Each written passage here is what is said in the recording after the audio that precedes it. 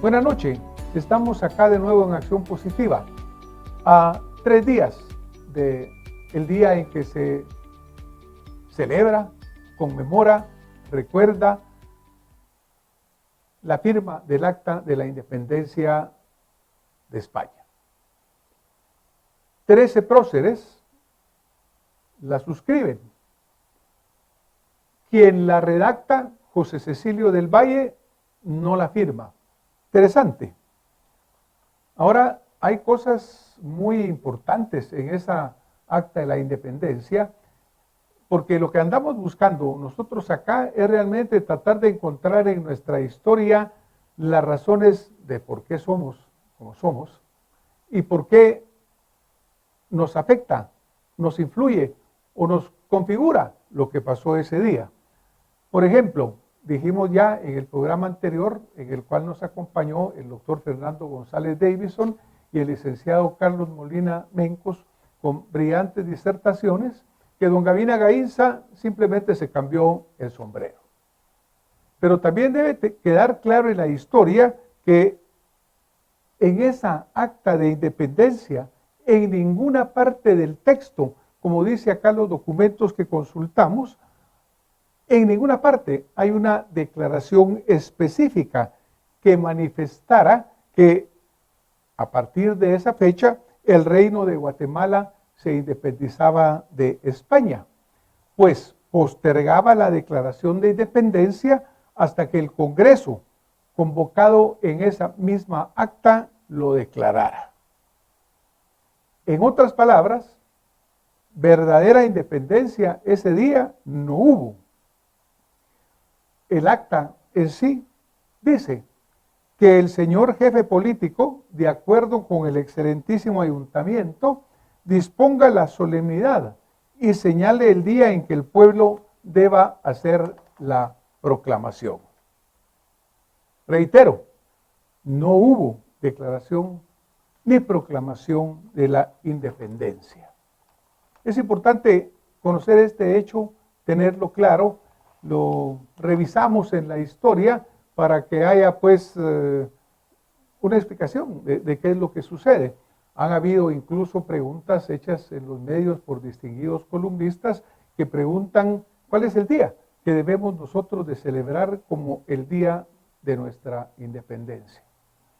Pero veamos otros hechos interesantes relacionados con ese problema de nuestra falta de identidad, de nuestra falta de ese orgullo patrio.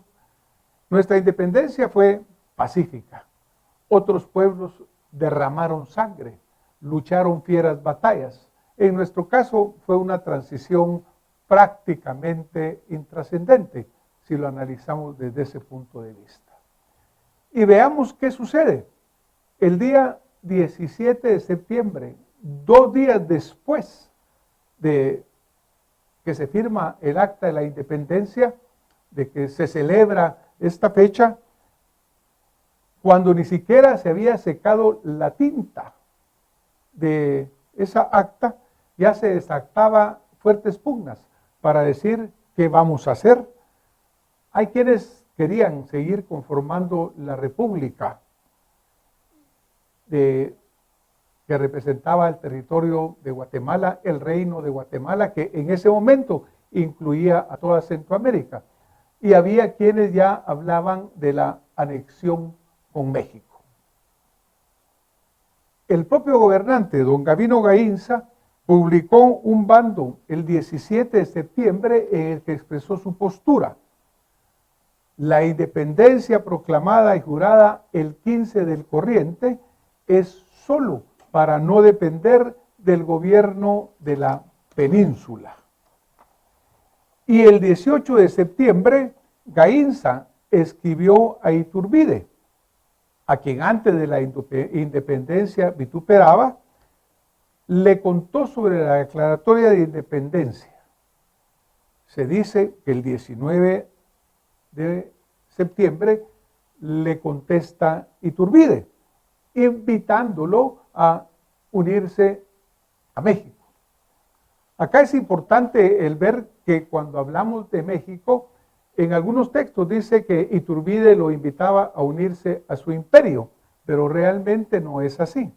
En ese momento histórico, 18 de septiembre de 1821, México aún no era un imperio, porque Iturbide es programado emperador de México hasta el 18 de mayo de 1822. Otros personajes importantes de la época que representaban, por ejemplo, la aristocracia, como el marqués de Aycinena, también escribe a Iturbide y le pide, le manifiesta el interés que existe para unirse a México, para mantener la estabilidad. Algo que es importante recordar es que la independencia de México se da dentro del plan de Iguala, impulsado por Iturbide y por Vicente Guerrero. Pero ese plan, a diferencia del realizado en otros países de América, lo que buscaba era restaurar la monarquía. E incluso se hablaba de invitar a Fernando VII o a un heredero de esa casa real para que asumiera el título de rey o emperador de México. Una serie de hechos importantes. De todas maneras, resulta que por decisión de los ayuntamientos, el 5 de enero de 1822 se proclama la anexión a México. No se esperó a la asamblea que estaba incluida en el acta de independencia, sino que se corre realmente a proclamar la anexión. El voto no fue general. Por ejemplo, El Salvador se opuso a esa anexión. También se opuso Nicaragua. Pero el voto fue mayoritario, se proclama la anexión y esta se sucede y se abre pues ese capítulo en la historia. Solo 112 días transcurrieron desde que nos habíamos declarado independientes para volver a buscar la cobija, la protección de el que sería en su momento el primer imperio mexicano, cuando Agustín de Iturbide fuera proclamado su emperador. Para hablar sobre este tema, me he permitido hablar a un distinguido historiador reconocido por sus múltiples contribuciones, como es el doctor Aníbal Chajón, a quien le damos la bienvenida. Bien, pues damos la bienvenida al doctor Aníbal Chajón. Doctor, bienvenido a Acción Positiva y le agradezco haber aceptado nuestra invitación para ampliarnos la información sobre los hechos alrededor de la anexión de Guatemala a México. Bueno, ante todo, muchísimas gracias a ustedes por la oportunidad de compartir algunos datos. Y sí es importante, me parece, comentar algunos datos importantes. Guatemala había sido un reino que Carlos III fraccionó en intendencias, que eran las provincias que después formaron las repúblicas. Entonces, Carlos III lo que propicia es que cada provincia tenga su propia orientación económica. Chiapas con Oaxaca, Honduras con Cuba, Nicaragua con Perú y Costa Rica con Panamá. Él no estaba pensando en que en algún momento podría ocurrir la independencia, pero lo que hace es fraccionar el territorio de manera que ninguno de los miembros de las élites locales tiene interés en estar unido con Guatemala. Esto es el punto de partida. Y luego la independencia del 15 de septiembre, bueno, el acta que se firma el 15 de septiembre es para evitar que Chiapas, que era parte del territorio del Reino de Guatemala, se separe definitivamente y el territorio se desintegre. Creo que eso es tal vez la principal motivación de los firmantes del acta. Pero ¿cómo reaccionan las provincias? Fíjese, por favor. El 28 de septiembre, o sea, 13 días después de la firma, Comayagua se separa de España y de Guatemala y se une a México. Tegucigalpa decide quedarse con Guatemala, para que veamos la división que hay en las provincias. Ese mismo día, el 28 de septiembre, en Nicaragua se firma el Acta de los Nublados, donde se dice que se espera a ver cómo se aclaran las tensiones políticas para tomar una decisión. De todos modos, el 11 de octubre se separa de España, se separa de Guatemala y se une a México. Eso es importante. El 29 de octubre, Cartago, la capital de Costa Rica, se declara independiente, pero no sabe qué decisión tomar. Y el 12 de noviembre decide separarse de Guatemala para unirse a México. Y el 15 de noviembre es tal vez el punto crítico. Quetzaltenango, que era parte de Guatemala, se separa de Guatemala para unirse a México. Por eso me parece que la única opción que tenía la élite guatemalteca para evitar esa ruptura total es unirse en enero de 1822 a México también, porque pensemos, si Guatemala con El Salvador quedaban como una isla separada, teníamos a Honduras, Nicaragua y Costa Rica ya unidos a México. Era un proceso inevitable la anexión. Pero ¿de qué nos está hablando esto? De las dificultades que existían, del temor que había sobre un futuro. El Reino de Guatemala estaba en crisis, tenía una deuda de 6 millones de pesos y solo tenía 60 pesos en las arcas para la firma de la independencia. Esta crisis, ¿cómo solucionarla? Lo que pensaron es, nos unimos a México y México nos va a ayudar. Pero lo que ocurrió fue algo completamente inesperado. México tenía demasiados problemas porque tenía 11 años de guerra interna, que era el proceso de independencia. Empieza en 1810 y termina hasta 1821. México no tenía ni el tiempo, ni la dedicación, ni los recursos para ayudar a Centroamérica. Entonces, eso va a propiciar pues, todos los acontecimientos posteriores. Pero me parece que si no tenemos idea de la situación de 1821, nos parece que es disparatado, que fue un error, pero pongámonos en los zapatos de las personas de esa época. La situación era muy difícil también para ellos. Por supuesto, la élite lo que no quería era perder sus privilegios, pero no había muchas opciones para dónde escoger. Bueno, pues es muy interesante cuando uno habla de la historia de las historias, todo lo que está atrás de los hechos que se dan. Por ejemplo, Gabino Gainza, pues le escribe a Iturbide en la esperanza de volverse el intendente, pero rápidamente cuando fracasa o cuando se produce un movimiento en El Salvador en contra de la anexión y el ejército que manda Gainza con el señor Manuel Arzú al frente es derrotado, pues esto molesta a Iturbide. Iturbide decide quitar a Gainza, manda a el mariscal Vicente Filísola que entra en Guatemala. Entra en Guatemala, llega a El Salvador y controla pues este movimiento en contra de la unión con México. Gainza es llevado o va él voluntariamente a México, allá es olvidado y allá fallece realmente en el olvido. Ahora, veamos qué pasa acá, doctor, porque ya vimos pues de que realmente en ese momento Iturbide era el presidente de la República de México, que estaba en espera de volverse la monarquía que querían. Cuando Fernando VII se le ofrece que él sea el rey de este México, de esta organización, ellos no lo aceptan, porque ellos no aceptan que la Nueva España haya independizadose de España. Tampoco acepta que uno de sus infantes o alguien de su familia acepte el trono. Entonces se da el nombramiento de Agustín de Iturbide como el primer emperador mexicano.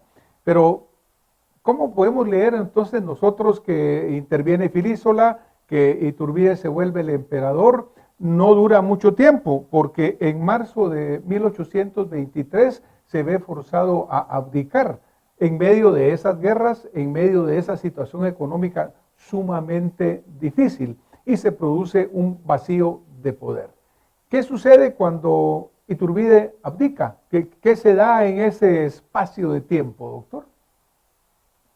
Algo que podríamos tomar en cuenta es que México mismo, el Imperio Mexicano, tenía varios núcleos de poder importante y probablemente el de mayor peso era el eje, la Ciudad de México-Veracruz. Son las élites de estas regiones las que propician la caída de Iturbide porque no obtienen los beneficios que ellos esperaban. ¿Qué pasa mientras tanto en Guatemala? Bueno, las tropas de Filísola atacan San Salvador y destruyen parte de la ciudad.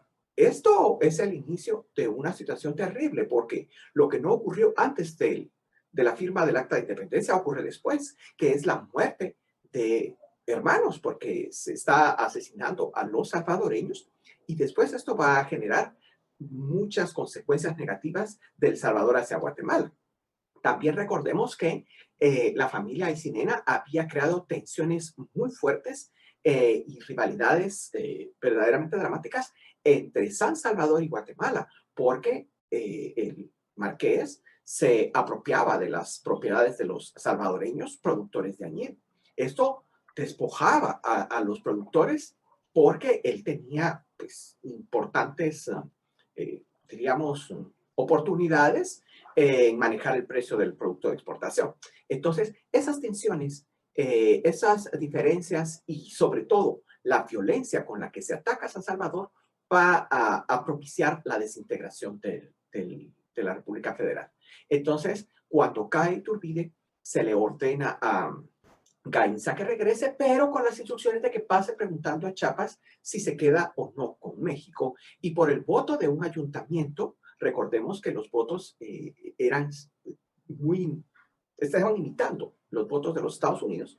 El voto de un ayuntamiento representaba 10,000 personas. Entonces, por un ayuntamiento, Chiapas se queda con México. Y es lo que permite la formación posterior de las Provincias Unidas del Centro de América, ¿verdad? Pero a veces son detalles que se nos pueden escapar y podemos pensar que era corrupción o que era mala intención de individuos en particular, pero realmente la situación no era fácil y lo que se pretendía, que es lo que me parece que queda claro, porque lo dice el propio documento del 15 de septiembre, es evitar la violencia. Para eso se firman estos documentos y al final no se pudo evitar. Bueno, pues es de nuevo como todas las acciones son encadenadas unas con otras, porque obviamente cuando Agustín de Iturbide abdica, se va de México, luego trata de regresar al poco tiempo, regresa efectivamente, pero es fusilado a su regreso, porque pues ya no se quería su gobierno. El 18 de junio de 1823, las autoridades guatemaltecas ordenaron a Filísola retirar las tropas mexicanas de la América Central, que habían entrado pues para dominar la oposición de El Salvador, que El Salvador había derrotado, como dijimos, a Guatemala en la batalla de El Espinal, y pues había realmente evitado o estaban en contra de la anexión con México.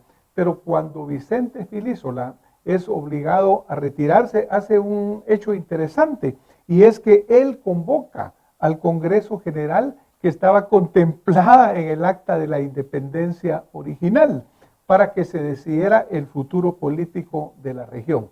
Imagínense pues de que él termina dándole seguimiento a lo que había contemplada el Acta de la Independencia. ¿Qué sucede entonces el 1 de julio de 1823, doctor?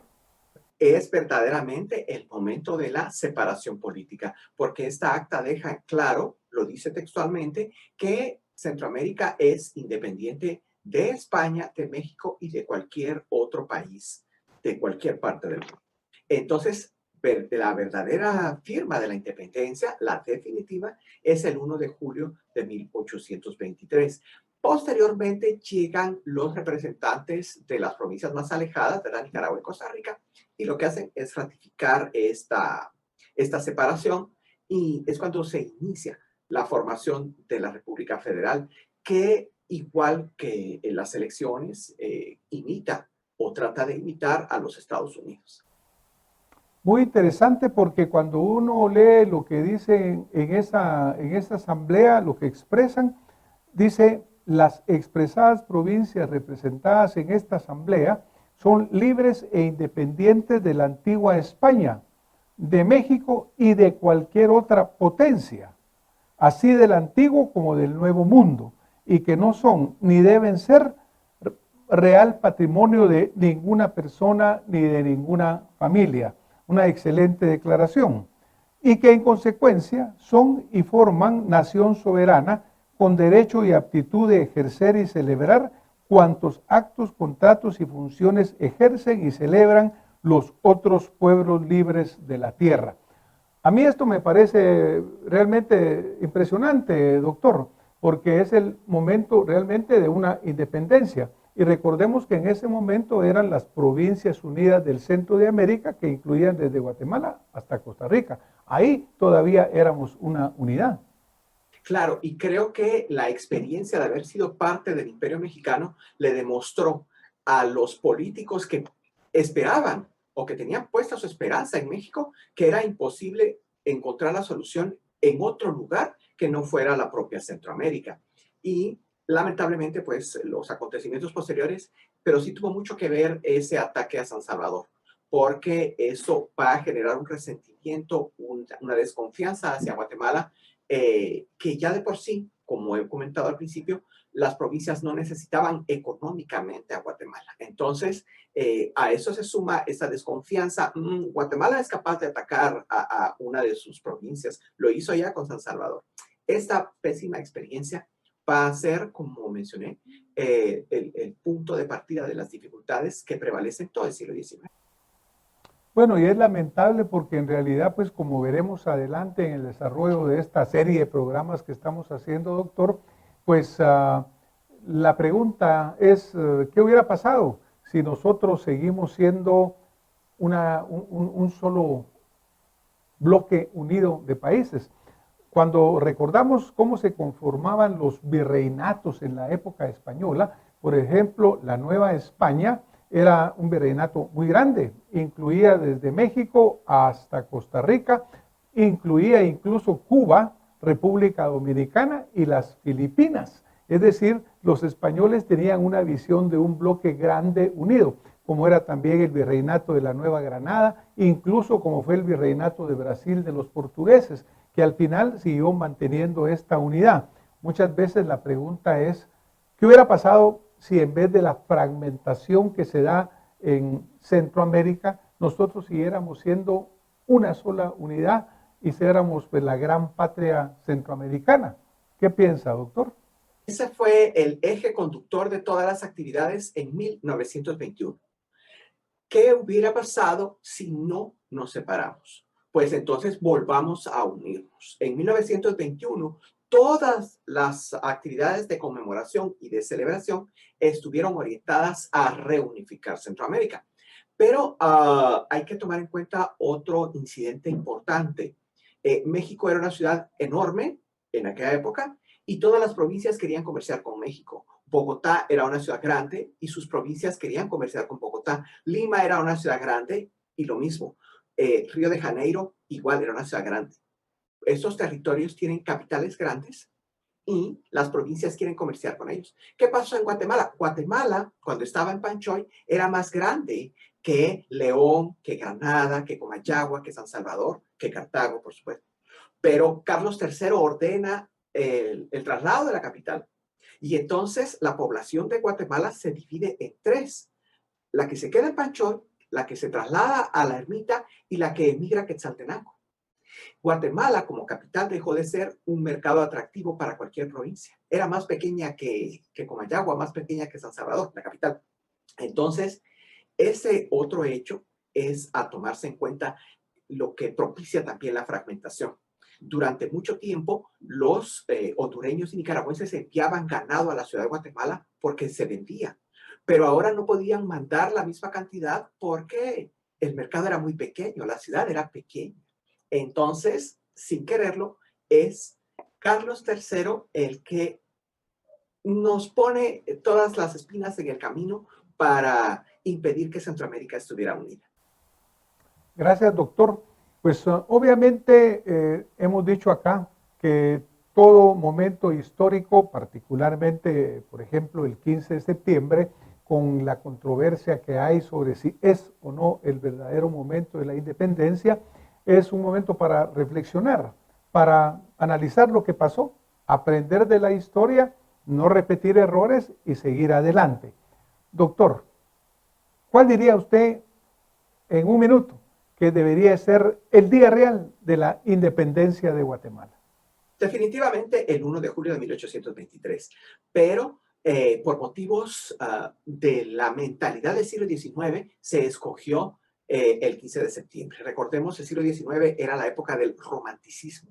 Entonces, pero de la filosofía romántica y de todo un movimiento cultural. Es por eso que celebramos el 15 de septiembre y no el 1 de julio. Pero la verdad es el 1 de julio la fecha más importante. Obviamente la independencia es un proceso, porque aquí analizamos pues desde las raíces, cuando empiezan los primeros movimientos independentistas, lo que le ocurre, de dónde vienen las inquietudes, la Revolución Francesa, la Revolución Americana, hasta lo que pasa pues en la monarquía española, cuando Napoleón entra a España, pone a su hermano, cuando se restaura de nuevo con Fernando, en fin, toda esa serie de eventos que van configurando, porque un momento histórico tal vez no se explica sin entender todo el contexto de lo que está sucediendo. Independiente de que si es el 15 de septiembre o es hasta la época en 1823 que hablamos, es el 1 de julio, pues yo creo, doctor, que acá lo importante es de que los guatemaltecos vayamos entendiendo lo que sucede, para que tengamos ese orgullo patrio, para que tengamos identidad, para que verdaderamente, si no lo hemos hecho, lleguemos a verdaderamente amar y luchar por esta patria en la cual vivimos y en la cual pues enfrentamos el futuro nuestro y de nuestros hijos. Doctor, una despedida corta para nuestra audiencia. Usted lo acaba de decir. Necesitamos tener claro por qué luchamos, porque la verdad, los guatemaltecos sí seguimos luchando por sacar adelante a nuestras familias y por hacerlo de forma honrada, honorable y digna.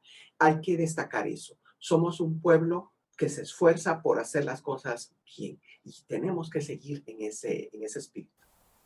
Muchísimas gracias, doctor. Gracias por haber estado con nosotros. Y a todos los guatemaltecos, que viva Guatemala como una patria libre, soberana, digna y bien representada por gobernantes que realmente le sirvan con amor, con dedicación y honestidad. Muchísimas gracias, doctor. Muchísimas gracias por haber estado con nosotros esta noche en Acción Positiva.